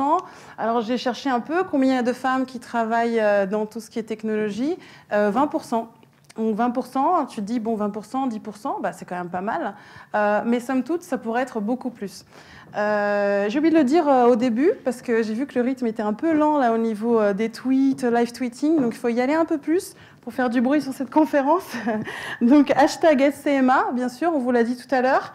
C'est un peu long, mais WDS était déjà pris, donc WDS Switzerland pour le nom du groupe. Et Thaïsa Charlier, c'est moi. Donc n'hésitez pas à tweeter, ça me ferait plaisir. Qu'est-ce que c'est que ça? Ça, c'est des tweets qui ont été envoyés durant le web. Donc je vous disais, oui, les panels sur les femmes dans les panels, bah, c'était un peu le sujet. Et du coup, il faut savoir quand même, le web a été créé en 2004, notamment par une femme, Géraldine Lemeur, si je ne me trompe pas. Et on voit qu'il y a toujours ce 10%. Donc ces tweets ont été envoyés, ils ont essayé de faire quelque chose pour que plus de femmes soient représentées, donc ils ont fait un panel sur les femmes dans le web. Catastrophe, notamment avec le présentateur qui dit « I am glad you are all very pretty ». Donc la réaction notamment de certains hommes, certains amusés, d'autres outrés, et tant mieux. Et du coup, on disait, bah, on ne peut pas moins bien commencer ce genre de panel, parce que ce n'est pas ce dont il s'agit. Et Adam Tinworth, ça j'ai repris ça d'un blog, d'une blogueuse justement officielle du web, qui a dit, j'espère qu'un jour le web va me réinviter après avoir fait cet article. Et on voit qu'effectivement, pourquoi on dit ça pour les femmes, et pourquoi on ne le dit pas pour les hommes. Et du coup, il y a d'autres, elle a demandé à des hommes pendant la conférence, mais pourquoi il y a que des femmes? Il n'y a que des hommes. Et on lui dit, it's the tech industry. Voilà, réponse. On devait être satisfait avec ça. Christophe Henner a dit donc, is it hard to find 15 women? 30 talks, 3 days. 15 women. Donc 15 femmes qui sont compétentes. Donc je pense qu'on a quand même plus de 15, ne serait-ce qu'en Suisse déjà, qui sont compétentes pour aller parler dans ce genre de conférence. Est-ce que c'est si difficile que ça? Vous m'excuserez cette introduction longue, mais ça vous donne un peu le contexte des difficultés qu'on peut avoir de représentativité. Je ne parle pas de quotas, je parle à expertise égale. Pourquoi les femmes, et notamment dans la tech, tout ce qui est domaine technologique, ne sont pas plus représentées? Et du coup, on a les deux derniers tweets qui vraiment résument la vie des femmes et puis des hommes qui soutiennent ça, qui disent le jour où on arrêtera de nous dire ce sont les femmes dans les panels de femmes versus les femmes dans les panels, bah, ça ira un peu mieux. Donc tout ça m'a emmené à créer, pas tout ça, mais en tout cas, j'avais l'envie de créer ça pour fédérer. Ceux qui me connaissent savent que je suis très bavarde, que je suis latine, mais que j'aime bien aussi faire les choses et que j'aime bien rassembler les personnes. Du coup, je crée ce groupe. Et ce qui est génial, c'est ça. Ben, je l'ai mis en grand, il n'y a pas de raison. Après 3 semaines de création, je le remercie, il devait être là ce soir, mais il n'a pas pu venir. Stéphane Benoît Godet, de la rédaction, rédacteur en chef de Bilan, nous a donné cette formidable, je dis nous, parce que je considère déjà que c'est nous, l'opportunité d'être mentionné dans Bilan, donc c'est pas rien, c'est le magazine de référence en Suisse. La techno n'aime pas les filles et c'est mal, c'est un article de Marie Vakaridis. Et voilà, j'étais après Marissa Meyer et Sheryl Sandberg, donc j'étais quand même très fière. Du coup, voilà, là on voit Barbara, une de personne que j'admire, qui est là-bas, voilà, elle m'a aidée, qui travaille pour Chopard, Digital Manager, Marketing Manager à Chopard. Et du coup, effectivement, ça a été mentionné. Et ça, c'est génial parce que ce genre de plateforme, c'est vrai qu'on se dit, OK, il y a de l'opportunisme, mais aussi il y a un vrai intérêt. Donc le vrai intérêt, on le vérifie. Créé le 12 janvier, 25 membres invités. Alors j'ai fait un peu de marketing, j'ai envoyé un mail à 25 effectivement personnes que je connais plutôt bien et j'ai dit vous faites partie du club des 25, je vous donne une mission, c'est de m'aider à faire parler de ce groupe sans pub, sans LinkedIn Ads, sans Facebook Ads, sans rien, juste vous et moi et on va essayer de faire en sorte que ça marche. Et du coup on est à 152 membres. Bon, ça peut vous sembler peu comme chiffre, mais 152 membres, c'est uniquement... Parce que je vais vous dire aussi en quoi consiste le groupe, on va y arriver. 77% sont de la région de Genève. Donc, quand on voit comment est constituée la Suisse, on voit encore le potentiel qu'il y a à aller chercher Suisse alémanique. On voit la difficulté pour notamment, je ne veux pas dire que je veux faire mieux que des associations comme SMA. C'est très difficile d'aller là-bas sur place. Et du coup, j'ai imaginé, après on va voir si ça marche, des solutions pour répandre la bonne parole là-bas. On voit aussi dans les statistiques que 58% des membres sont seniors, donc soit directeurs, soit seniors même, donc dans la catégorisation de LinkedIn. Pardon, un petit peu vite. Pourquoi LinkedIn LinkedIn, c'est le plus grand réseau professionnel au monde. On voit toujours, j'ai des fans dans la salle, ils sont très très actifs. Je ne me déconcentrerai pas. C'est le 10e site le plus visité en Suisse, d'après Alexa, qui référence trafic sur les sites web. Et 40% des utilisateurs visitent le site quotidiennement. Donc on voit par rapport à Facebook, ça semble peu, mais quand on est dans un microcosme professionnel, on voit tout de suite l'importance de ce chiffre. Et aussi, on a pu le voir au travers de notre agence. Voilà, on vérifie pour nos clients, pour nous-mêmes. LinkedIn est encore assez vierge au niveau... relativement vierge par rapport à d'autres plateformes sociales au niveau de la publicité. On voit le potentiel de viralité de LinkedIn et c'est pour ça que, voilà, au niveau des groupes aussi, on a 2,1 millions de groupes dans le monde LinkedIn. Ça ne vous intéresse pas de savoir combien s'en crée tous les jours, c'est pas relevant. Mais en tout cas, en résumé, c'est quoi WDS, Women in Digital Switzerland? C'est un groupe, effectivement, LinkedIn pour toutes les femmes dans le digital en Suisse. On m'a demandé, mais pourquoi tu n'acceptes pas les hommes pour l'instant? Parce que, je vais vous expliquer un peu plus tard, le but, c'est déjà de recenser, de connecter, de créer un environnement où toutes les femmes se sentent un peu comme chez elles. Et je vois des personnes qui m'ont fait les remarques, les hommes. Et a posteriori, après, notamment sur tout ce qui est offline, les hommes seront plus invités. Le groupe est public, mais soumis à membership. Donc les conversations sont visibles, sont indexées, sont référencées et vous pouvez, en tant qu'homme, tout à fait, même non-membre, commenter les discussions. Langue officielle, l'anglais, parce que voilà, on est en Suisse, il y a plusieurs langues, donc effectivement ça permet d'avoir un tronc commun. Et deux règles que j'affectionne particulièrement étant membre d'une soixantaine de groupes LinkedIn, no spam, no self-promotion. Pour tous ceux qui sont membres de groupes LinkedIn, on sait que c'est juste pénible d'avoir des gens qui viennent poster des sujets complètement annexes à l'objectif du groupe et qui, au final, polluent la conversation. Et tout ce qui est self-promotion aussi, voilà, on n'est pas là pour vendre sa sauce. Oui, vous êtes là pour parler de votre expertise, c'est aussi le but, mais pas pour faire de l'autopromotion. Donc, 4 objectifs. C'est bon, je suis bonne dans les timings? Ok. Je peux accélérer, j'ai l'habitude. Alors, objectif 1, c'est connecter. Voilà, c'est tout simple. Oui, ça semble tout bête comme idée, mais effectivement, je l'ai constaté avec Owit Lake Geneva, par exemple, que quand on était, et puis même entre hommes, c'est pareil, quand on est ensemble, plusieurs idées mises ensemble et qui sont chouettes peuvent faire une grosse idée. C'est ça, moi, j'ai pas envie d'être toute seule à faire ce groupe. Il y a 152 membres, je voudrais que ces membres soient actifs, qu'elles parlent du groupe, mais aussi pas que pour parler du groupe, pour leur intérêt. Qu'est-ce que ça peut leur apporter au quotidien, pour demain aussi.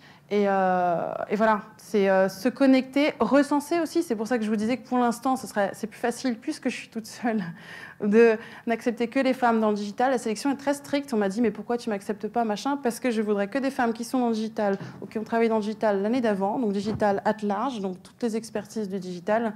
Et c'est comme ça. C'est parce que sinon, après, le groupe se dilue et on n'arrive pas à avoir à la fois un intérêt qui continue pour le groupe et une pertinence dans la conversation.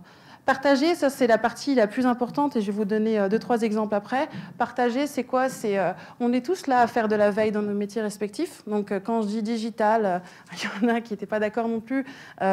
Pour moi, le digital entre autres, il y a les médias sociaux, tout ce qui est marketing online, tout ce qui est développement, web design. Donc c'est très difficile de rassembler toutes ces populations. On fait tous de la veille au quotidien.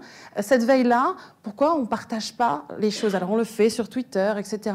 Mais partager dans un groupe comme ça, où on va avoir aussi des personnes, de ce que je vis déjà, qui s'écoutent, qui se posent des questions et qui disent, voilà, j'ai lu tel livre, j'ai fait telle chose, je veux faire venir telle conférence. ça, je trouve que pour le coup, ça a une vraie valeur ajoutée. Et la différence, c'est pas juste on envoie le tweet, on lit le truc en diagonale. Je pense que là, on l'a vu déjà, c'est quand les femmes posent des questions, il y en a qui vont leur répondre. Là, voilà, c'est des exemples. Bon, c'est tout jeune encore, mais j'ai été surprise de voir, sans vraiment pousser, comme j'ai dû faire dans, par exemple, le groupe au White Lake Geneva que j'avais aussi managé. J'ai pas du tout poussé les gens, mettez des questions, mettez des trucs. J'ai pas envoyé des mails, allez. Voilà, il y a eu des questions comme, voilà, est-ce que vous pouvez me conseiller, donc des gens qui n'étaient pas spécialistes, par exemple, dans les médias sociaux, est-ce que vous pouvez me conseiller pardon si je cache, des livres sur les médias sociaux en entreprise? Est-ce que vous avez lu le livre de Sheryl Sandberg, Lean In? Qu'est-ce que vous en pensez? Les Online Private Forums, plateformes, qu'est-ce qu'on peut faire là-dessus? Un autre article qui a été partagé, donc c'est ce genre de choses. Donc partagez ça, partagez aussi, il faut aussi s'entraider, tout ce qui est job. Hein. C'est vrai que si on voit des choses, des opportunités, que ce soit en interne dans son entreprise ou que ce soit d'autres jobs qu'on peut repérer, partageons-les, partageons la veille, partageons ces questions, partageons nos savoirs, partageons nos best practices. Donc tout ça, ça va être le fil rouge qu'on va avoir aussi pour nos rencontres offline. Parce que c'est bien d'en parler comme ça, mais c'est encore mieux qu'on fait ça en live. Objectif numéro 3, c'est inspirer, être inspiré. Voilà, facile, j'ai pris les deux exemples. Je ne dis pas qu'on a une Sheryl Sandberg ou une Marissa Mayer chez nous, mais voilà, après, c'est ces femmes-là qui sont allées au-delà et qui ont réussi d'une certaine manière à dépasser les clichés, à rester féminines malgré tout, et qui sont effectivement souvent citées en exemple. Mais il y en a plein d'autres. Il y en a plein d'autres. Et ça aussi, pareil, c'est un des objectifs, c'est de dire, voilà, il n'y a pas que ces deux femmes-là, il y en a d'autres, et comment on peut parler à la fois d'elles et puis de nous aussi. Là, donc, ah bah si. Je mets deux Kelly Hungerford qui n'a pas pu, qui devait venir ce soir et qui n'a pas pu venir, qui est community manager, évangéliste pour Paperly, pour ceux qui connaissent, qui est une plateforme de curation made in Swiss et qui est top, et qui dit par exemple, voilà, une idée que j'aimerais bien voir, c'est Saturday Get Together pour les entreprises, pour aider les small businesses, et comment on peut faire ça ici? Voilà, c'est génial, c'est ça que je voudrais voir dans le groupe. Comment on peut mettre en place ce genre d'idée? MC Casal de Relaxing Here, que j'admire aussi beaucoup, qui par exemple, ça fait rire, elle peut me déconcentrer ce soir, et qui par exemple, il y a ce Lean Startup workshop, Lean Startup Machine, du coup elle a mis ça dans le groupe, c'était la conversation la plus populaire qu'il y a eu dans le groupe, c'est assez intéressant de voir, il y a eu une vingtaine de commentaires de personnes qui ont dit, donc elle a dit, voilà, votons, faisons venir ce Lean Startup, j'y ai participé, c'est top, il faut le faire venir ici à Lausanne, enfin ici à Lausanne, en Suisse, etc. Et mine de rien, je ne dis pas que c'est grâce à nous, parce qu'il y a d'autres personnes dans la salle qui vont s'attribuer le mérite, mine de rien aussi, mine de rien, ça y est, on l'a unlocké, parce qu'il fallait, je crois, 152 votes, et on a réussi. Donc c'est ce genre de choses que je voudrais voir dans le groupe. Je remets la photo du départ, mais professionnelle, où j'aimerais bien effectivement donner de la visibilité, alors c'est peut-être ambitieux, mais même si c'est qu'un tout petit peu, effectivement voir plus de femmes dans les panels. Pas de panel de femmes dans les panels. Donc effectivement, donner de la visibilité. It's almost finished. Next step, parce que tout ça, je ne peux pas le faire toute seule. Il me reste 3 slides, donc un tout petit peu de patience. Constituer des équipes, ça semble grandiloquent, mais ça ne l'est pas parce qu'on a tous un job. Moi, j'en ai un, j'ai un petit garçon, j'ai pas non plus, j'ai un job à 120. Je n'ai pas le temps de tout faire toute seule et ce n'est pas le but. Parce que ce n'est pas mon groupe, c'est notre groupe. Et l'objectif, ce n'est pas le groupe juste pour exister maintenant, c'est qu'est-ce que ça peut faire pour vous demain. Donc effectivement, c'est ce dont je parlais tout à l'heure. Comment on peut faire en sorte que ce soit plus répandu, notamment en Suisse alémanique. L'objectif, c'est de nommer des ambassadrices. J'ai déjà 2-3 personnes en tête, elles ne le savent pas encore.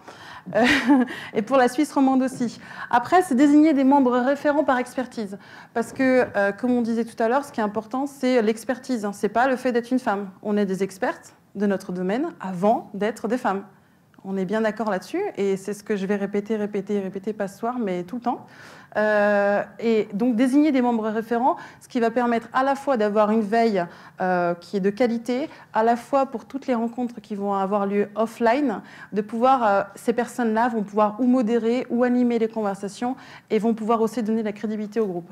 Enfin, ça c'est la partie du day-to-day business, identifier des managers et modérateurs pour le groupe. Que toutes celles qui ont ne serait-ce que 20 minutes à me consacrer toutes les 2 semaines se manifestent. Moi j'ai besoin d'aide pour effectivement garder un groupe qui est qualifié en termes de membres, de membership. Ne serait-ce que ça. Viraliser, bon alors encore une fois, je suis toujours enthousiaste, donc augmenter la présence en Suisse alémanique, c'est ce qu'on a dit. Relais médias et autres plateformes de communication, je remercie vraiment beaucoup la SMA, je remercie Bilan, je remercie toutes les personnes qui, Cool Brands, mon chef, toutes les personnes qui me permettent de diffuser le message. Et puis là on ne le voit pas, mais c'est important. Consolider et fidéliser. Enfin, organiser des rencontres, ça c'est l'objectif principal parce que oui, c'est bien tout ça online, mais on voit bien que quand on est ensemble, c'est la dernière slide Victoria, quand on est tous ensemble, bah, ça avance un peu plus, de manière structurée. Donc effectivement, c'est des meet-up locaux, ça c'est la vraie différence. J'ai vu effectivement que dans d'autres associations, on faisait des conférences tous les 3 mois, l'intérêt se diluait parce qu'au final, ah bah, c'est pas au bon endroit, c'est pas mon sujet, etc. Donc ces experts dont je parlais tout à l'heure vont pouvoir donner leur stamp of approval pour toutes les rencontres qui vont avoir lieu au niveau local. Donc avec des expertises particulières. Si les web designers veulent se rencontrer et qu'ils disent que c'est une rencontre Women in Digital Switzerland, pourquoi pas? C'est ce que j'aimerais bien qu'il se crée par spécialité ou généraliste. Roundtable sur un sujet choisi par le groupe. Donc ça, c'est mon objectif principal. C'est avoir régulièrement, tous les mois ou tous les 2 mois, pour être réaliste en tout cas au début, avoir un panel. On va soumettre au groupe tous les sujets qui sont d'actualité ou qui sont les sujets de demain qu'on voudrait faire, sur lesquels on voudrait réfléchir. 4 femmes vont discuter, il y aura un modérateur, il y aura des Q&A et à la fin, on aura la partie sympa, la petite sauterie networking habituelle. Mais avant tout, réfléchir sur... J'ai vraiment des fans là-bas, c'est chouette. Et puis, dernière chose, c'est les webinars ou des hangouts, parce qu'effectivement, on ne peut pas tous se déplacer. Donc, comment on peut pallier cette problématique effectivement de distance géographique qui n'en est pas une, notamment sur le web. Merci beaucoup. J'espère que ça vous a intéressé. Si vous avez des questions, n'hésitez pas. Panel, vous pouvez juste monter pour les questions. Voilà. Alors maintenant, on a une petite demi-heure de questions. On va essayer à la demi d'aller boire un apéro parce que quand même, je pense que pour certains, voilà. Je vous remercie d'être restés tous là, c'est parfait. Donc, on se lance. Maintenant, on se connaît depuis 1h30, donc plus de gêne. Première question. Merci, David. Bien. Alors, je vais commencer par être déchu de mon titre de cool, je pense. J'ai une question. Je trouve qu'il y a vraiment énormément de paradoxes. Ce que Tassia dénonce, alors je suis pas forcément d'accord avec le fait que d'un côté on a un groupe fermé qui est réservé aux femmes et puis d'un autre côté on se plaint qu'il n'y a pas assez de femmes dans des panels mélangés avec des hommes. Donc voilà, il y a une contradiction, je pense, déjà par rapport à ça. C'est une question Alors, premièrement, dans une conférence, il me semble qu'aujourd'hui, où on met en avant la participation, on n'est pas forcément à attendre que des questions et on peut avoir des commentaires. Et si j'ai envie de faire un commentaire, je fais un commentaire. Et quand j'aurai envie de poser une question, je poserai une question. Stéphane, c'est une vraie... Je te posais une question. Oui, est-ce que c'est une question? C'était juste... Tu attends que je finisse et ça va venir. Un peu de patience. Tout va bien. Je le connais, on se connaît, tout va bien. Il n'y a aucun souci. Toujours est-il que j'allais dire que, bon, on parle des conférences comme le web et autres, ce n'est pas vraiment des conférences techno. Si on prend comme exemple une conférence, je suis depuis à peu près 20 ans, qui est celle du Chaos Computer Club en Allemagne, qui regroupe non seulement vraiment des hackers, donc on est dans un milieu hyper technique. Oui, il y a 20 ans en arrière, on voyait 1 ou 2 femmes, peut-être parmi les participantes, qui avaient voilà, les cheveux rouges, des piercings, etc. Mais avec le temps, aujourd'hui, on voit énormément de femmes. C'est-à-dire que peu à peu, il y a un mélange qui se fait. Il y a des femmes et beaucoup qui interviennent dans des conférences. Et voilà, c'est pas une question de dire il faut absolument plus de femmes dans le panel. Elles viennent aussi naturellement, et puis elles viennent quand elles ont aussi quelque chose à proposer. C'est-à-dire, dans le cadre du chaos, elles proposent des sujets qui sont super techniques des fois, ou des sujets de société, ça dépend. Et ces sujets elles n'ont vraiment rien à envier aux sujets qui sont présentés par des hommes. Donc je trouve que le débat un petit peu sur ces histoires ouais, mais il n'y a pas assez de femmes dans les panels. Après, oui, elles existent, oui, elles ont la même compétence, et je crois que c'est indiscutable. Pour moi, c'est un débat qui est un petit peu vieux par rapport à ça. Et si je mets tout ça en perspective à ce qui était présenté au départ par Au Féminin, j'ai vu qu'il y avait énormément, sur les mots-clés, d'intérêts qui n'étaient pas en rapport, justement, avec le management, avec le fait d'exister autrement que par un certain nombre de stéréotypes qu'on a sur les femmes, qu'on les résume des fois à la mode, au maquillage, au people, à la beauté, au fait de ne pas vieillir, etc. Et il faut faire attention de ne pas les enfermer là-dedans, parce que justement, il me semble qu'il y a énormément d'autres choses sur lesquelles on peut les mettre en avant, parce qu'elles sont là, elles ont ces compétences-là. Voilà. Donc, comment est-ce que vous comprenez ce paradoxe? Parce que j'ai eu l'impression, en tout cas peut-être que je l'ai mal ressenti à travers les différentes présentations qui ont été faites, mais comment est-ce que vous l'exprimez ou vous le comprenez? Comment est-ce que vous pouvez reformuler ça? Ouais. Moi, je dirais qu'en fait, sur Au Féminin, on a, comme on le disait, en fait, dès le départ, quand Au Féminin a été créé, l'idée, c'était de proposer un espace de partage, de discussion. Pendant longtemps, on a un peu ignoré, en fait, ces communautés. Il faut se resituer 15 ans en arrière. Et on ne regardait pas tellement ce qu'elles disaient. Et puis, le temps passant, avec l'explosion des réseaux sociaux, on a pris conscience qu'on avait quand même une mine d'or entre les mains, et puis on a commencé à regarder de plus près en fait ce qu'elle racontait. On a notamment lancé il y a 2 ans avec Publicis un observatoire de l'opinion féminine, et en fait c'est un outil qui nous permet de crawler toutes les conversations des femmes avec une idée de chronologie, de voir effectivement comment évoluent les discussions au fil du temps. Et puis, pour le premier observatoire, on a décidé de le lancer en fait sur un thème justement pas... on ne tombait pas dans un stéréotype sur voir ce qu'elle raconte sur la beauté, voir ce qu'elle raconte sur la mode, mais on avait choisi en fait de regarder si elle parlait de la dépendance. Je ne parle pas de la dépendance à l'alcool ou à la drogue, mais de la dépendance avec le temps, avec l'âge. Parce qu'en fait, c'est un sujet qui nous semblait très, très féminin, en ce sens où les femmes vivent plus longtemps que les hommes. Donc elles se retrouvent seules. Et puis souvent aussi dans l'entourage de ces personnes-là, c'est souvent des femmes, c'est des sœurs, c'est des filles, etc. Et en fait, on s'est rendu compte que bien évidemment, elles ne parlent pas que de mode, de beauté, de cuisine, de recettes, de bébés, etc. Mais elles parlent aussi de ces sujets-là. Et en fin de compte, voilà, aujourd'hui, on a fait beaucoup d'autres observatoires. On en a fait un autre avec Orange, en fait, sur comment le digital a changé, comment le numérique a changé la vie des femmes. Et après, je pense qu'en fait, nous, ce qu'on observe, en tout cas chez nous, chez Au Féminin, c'est que les femmes sont capables de faire le grand écart et de parler de sujets très futiles, très légers. C'est quoi le dernier hit bag, le dernier mascara, comment se faire des yeux charbonneux, et puis des choses aussi plus graves.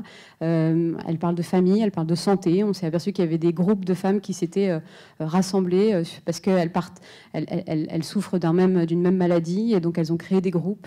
Voilà, donc les deux existent en fin de compte. Enfin, il n'y a pas de paradoxe, c'est juste que nous, les femmes, on est peut-être comme ça quand on vient parler. Je pense que on nous demande souvent est-ce que vous lancerez un jour au masculin.com.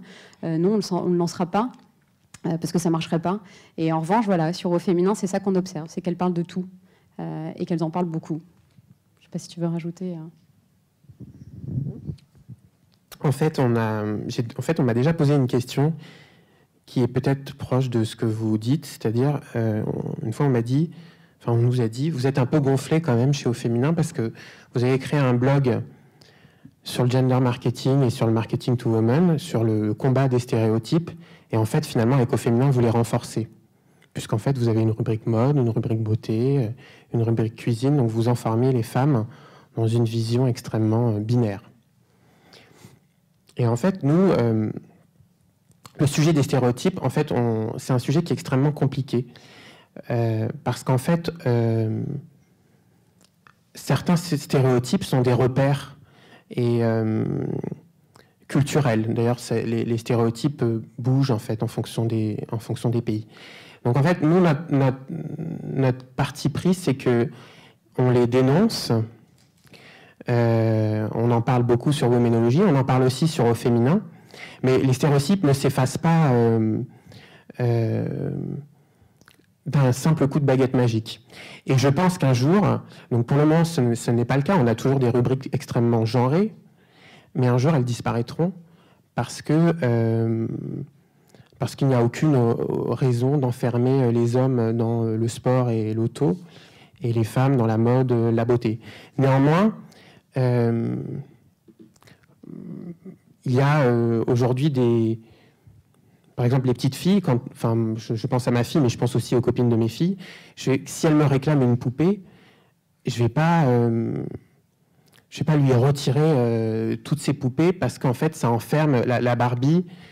Alors après, on peut en discuter, c'est vraiment un sujet qui est très intéressant, mais j'ai pas envie de l'exclure, en fait,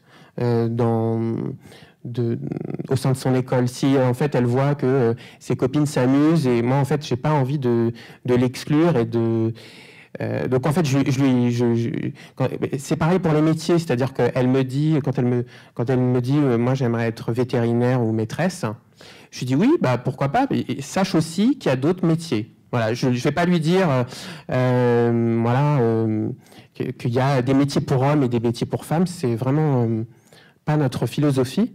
En tout cas, je pense qu'il faut essayer d'avancer peu à peu et d'essayer d'effacer les stéréotypes peu à peu en parlant beaucoup, en échangeant avec les hommes et les femmes. Il ne faut surtout pas exclure les hommes. Moi, ce que j'aimais bien en fait dans ce que vous avez dit, c'est que vous avez dit qu'un jour vous allez ouvrir votre groupe aux hommes. Et donc c'est ça la démarche. C'est ça qui est un peu difficile à accepter, c'est que finalement il y a presque une espèce de discrimination positive à l'égard. En tout cas, c'est parfois peut-être qu'il faut essayer d'intégrer un peu plus les femmes pour qu'il y ait plus d'égalité. Voilà, après on peut ne pas être... ouais. Et voilà, j'espère avoir répondu à Benjamin et puis à Stéphane. Donc tout va bien entre Stéphane et moi, il n'y a pas de souci. Donc pour répondre à la question, donc par rapport à, donc qui était une question par rapport aux commentaires, par rapport au paradoxe, effectivement, donc comme disait monsieur, c'était positif de voir qu'un jour serait demi. L'objectif au départ, comme je vous le dis, je suis toute seule, c'est de recenser. Donc recenser, ça veut dire quoi? On a un groupe, on commence à voir plein d'hommes. Oui, je sais compter entre les hommes et les femmes, tout va bien. En revanche, ce n'est pas moi uniquement qui le dis, c'est qu'on voit, on constate, j'ai quand même un peu recherché sur le sujet, que quand les femmes sont dans les groupes d'hommes, que ce soit sur LinkedIn, online, offline, donc c'est pas mon cas à moi, parce que je suis timide par nature, mais en général les femmes se prononcent moins. Et ce que je voulais, c'était vraiment créer un environnement au départ, et j'ai pas dit qu'après ça sera pas le cas. En tout cas, dans les prémices où les femmes se sentiraient plus à l'aise et où il y aurait en fait, le groupe s'appelle Women in Digital Switzerland. Au départ, ce n'est qu'un groupe LinkedIn. En revanche, dès qu'on va parler de rencontres offline, les hommes seront les bienvenus sans problème. Les hommes seront aussi les bienvenus pour la discussion par rapport au groupe. C'est tout récent, ça fait même pas un mois. Ça a été créé le 12. Donc, évidemment, les hommes vont être inclus. Et ça, quand j'étais aussi VP Social Media là, pour Week Lake Geneva, je l'ai constaté. J'ai constaté qu'effectivement, il y avait une envie des hommes de participer. Et tout ce dont on parle de discrimination positive, oui, effectivement, donner un peu plus de visibilité, un coup de projecteur au départ pour aider. On parlait de confiance tout à l'heure, c'est un vrai sujet. Ça, c'est un vrai sujet. Tu parlais aussi, Stéphane, tu disais que tu n'es pas forcément d'accord par rapport aux conférences. Après, tu as beaucoup plus d'expérience dans le web et d'historique que moi, donc je m'en remettrai à toi. En revanche, de ce que j'ai vu par rapport à ce qui était en ligne aux différentes études, pourquoi il n'y avait pas assez de femmes dans les articles dans Forbes, etc., qu'est-ce qui se passait? C'est que les femmes, concrètement, ne présentaient pas beaucoup de dossiers. Elles ne présentaient pas beaucoup de dossiers. Du coup, celles qui présentaient, elles avaient cette appréhension de confiance. Elles allaient dire, mon dossier ne va pas être retenu. Effectivement, on parle même à des niveaux élevés.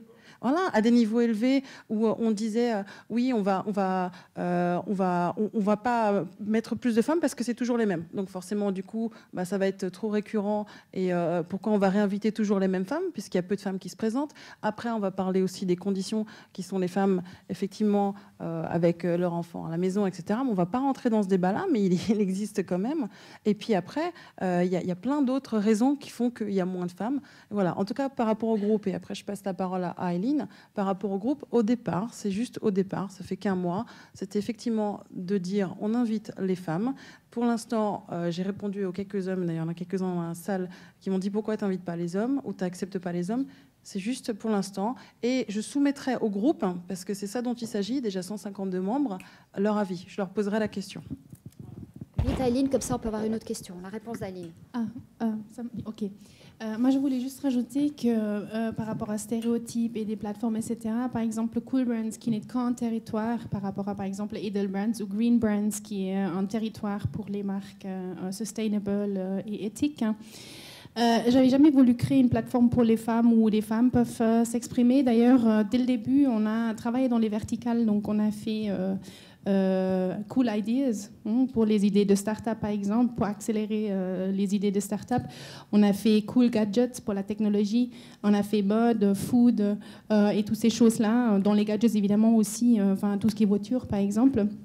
Ce qui était pour moi une surprise, c'est que dans les Cool Ideas et aussi Cool Events, etc., les hommes sont beaucoup plus proactifs dans le sens à soumettre leurs idées de start-up, etc., et de vouloir se faire promouvoir ou vu sur la plateforme. Les femmes, peu. Il y a peu de femmes qui ont cette proactivité de dire, de pousser un communiqué de presse ou quoi en disant que publie ça sur ta plateforme, par exemple. Et puis l'autre effet, c'est effectivement l'effet de marque. J'étais très étonnée de recevoir tout de suite, les grandes marques m'ont repéré. Donc il y a des L'Oréal, Nestlé, Bayer-Stork, Henkel, enfin toutes ces choses-là. Et ça tourne autour de la beauté. La beauté et la nourriture, ces grands groupes sont beaucoup plus en avant par rapport à les tendances de marketing de bouche à oreille, évidemment. Ils ont compris la valeur d'une communauté pareille. Et donc, c'était pas des Porsche, c'était pas des iPhones, ou c'était pas des produits de technologie. Pourquoi ?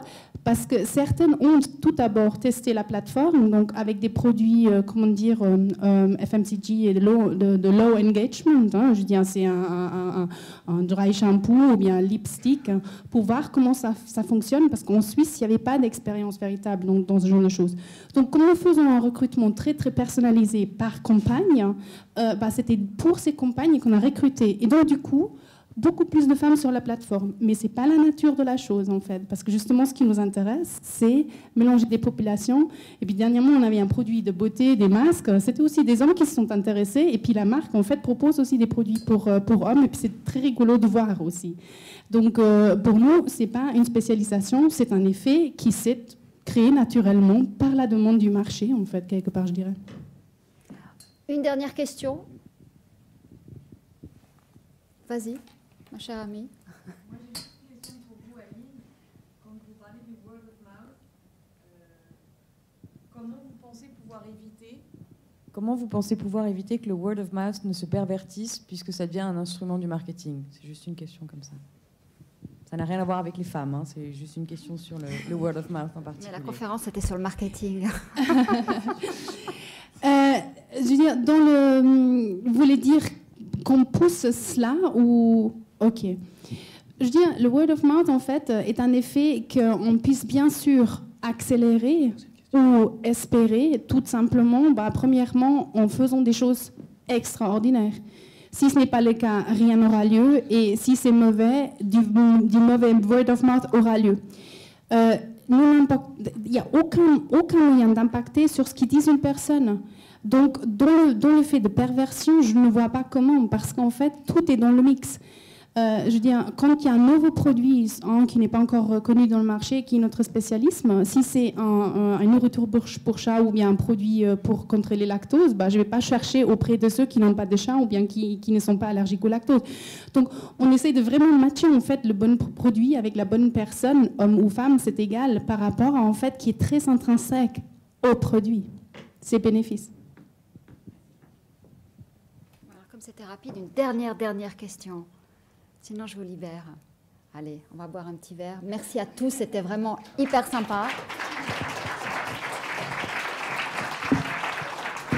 Merci à tous, merci aux intervenants. Un apéro vous attend à la sortie. Je vous demanderai juste de sortir tranquillement parce qu'on va distribuer un petit cadeau à la sortie, donc pas de bousculade. Il y a un petit cadeau qui vous attend. Voilà, merci à tous, bonne soirée.